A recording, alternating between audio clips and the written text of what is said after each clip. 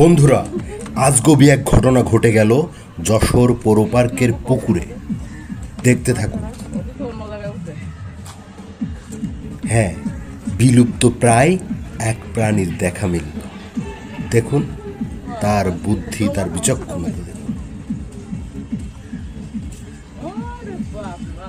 আরে ওঠাটা পাইলাম না, বুঝতে পারোনি কোথায় উঠবে, তাই তো? হ্যাঁ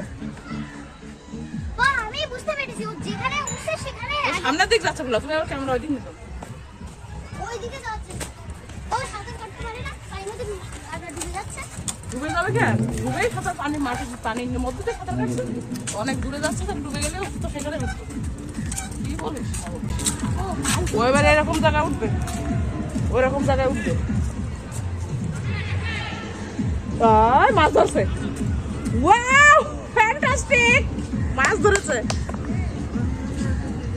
মানে ও যতক্ষণ সফল না হয়েছে ততক্ষণ ডুব দিতেই আছে একটা।